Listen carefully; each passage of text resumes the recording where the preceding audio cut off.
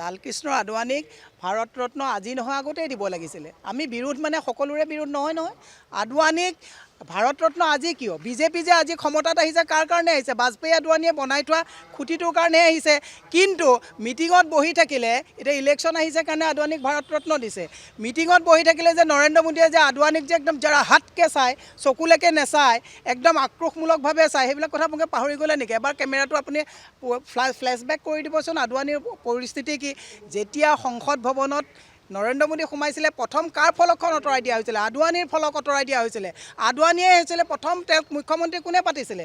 নৰেন্দ্ৰ মোদী মুখ্যমন্ত্ৰী পাতা মানুহজন আদৱানী হৈছিলে, আৰু সংসদ ভৱনত সোমাই প্ৰথম ফলকখন আঁতৰাই দিয়া মানুহটো নৰেন্দ্ৰ মোদী। গতিকে এইবিলাক কথা হিচাপ আপোনালোকে অলপ ফ্লেশ্ববেক যাব, ইয়াৰ লগত সেইবিলাকো দেখুৱাই দিব।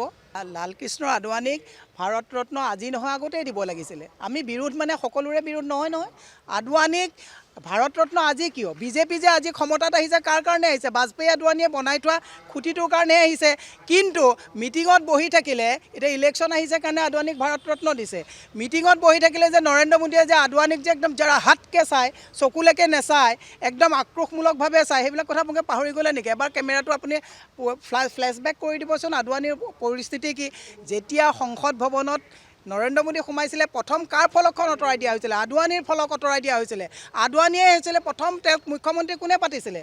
নৰেন্দ্ৰ মোদী মুখ্যমন্ত্ৰী পাতা মানুহজন আদৱানী হৈছিলে, আৰু সংসদ ভৱনত সোমাই প্ৰথম ফলকখন আঁতৰাই দিয়া মানুহটো নৰেন্দ্ৰ মোদী। গতিকে এইবিলাক কথা হিচাপ আপোনালোকে অলপ ফ্লেশ্ববেক যাব, ইয়াৰ লগত সেইবিলাকো দেখুৱাই দিব।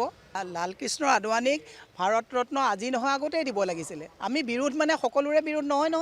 আদৱানীক ভাৰত ৰত্ন আজি কিয়? বিজেপি যে আজি ক্ষমতাত আহিছে কাৰ কাৰণে আহিছে? বাজপেয়ী আদৱানীয়ে বনাই থোৱা খুঁটিটোৰ কাৰণে আহিছে।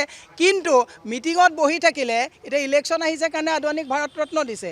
মিটিঙত বহি থাকিলে যে নৰেন্দ্ৰ মোদীয়ে যে আদৱানীক যে একদম জৰাহাতকৈ চায়, চকুলৈকে নেচায়, একদম আক্ৰোশমূলকভাৱে চায়, সেইবিলাক কথা আপোনালোকে পাহৰি গ'লে নেকি? এবাৰ কেমেৰাটো আপুনি ফ্লেশ্ববেক কৰি দিবচোন। আদৱানীৰ পৰিস্থিতি কি?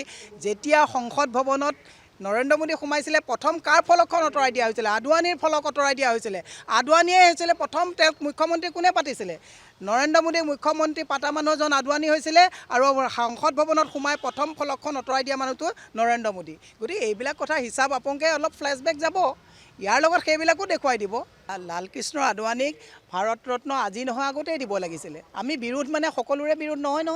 আদৱানীক ভাৰত ৰত্ন আজি কিয়? বিজেপি যে আজি ক্ষমতাত আহিছে কাৰ কাৰণে আহিছে? বাজপেয়ী আদৱানীয়ে বনাই থোৱা খুঁটিটোৰ কাৰণে আহিছে।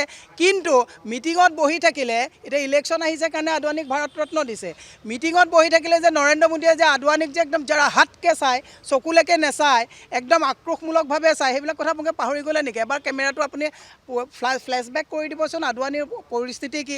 যেতিয়া সংসদ ভৱনত নৰেন্দ্ৰ মোদী সোমাইছিলে, প্ৰথম কাৰ ফলকখন আঁতৰাই দিয়া হৈছিলে? আদৱানীৰ ফলক আঁতৰাই দিয়া হৈছিলে। আদৱানীয়ে হৈছিলে প্ৰথম, তেওঁক মুখ্যমন্ত্ৰী কোনে পাতিছিলে? নৰেন্দ্ৰ মোদী মুখ্যমন্ত্ৰী পাতা মানুহজন আদৱানী হৈছিলে, আৰু সংসদ ভৱনত সোমাই প্ৰথম ফলকখন আঁতৰাই দিয়া মানুহটো নৰেন্দ্ৰ মোদী। গতিকে এইবিলাক কথা হিচাপ আপোনালোকে অলপ ফ্লেশ্ববেক যাব, ইয়াৰ লগত সেইবিলাকো দেখুৱাই দিব।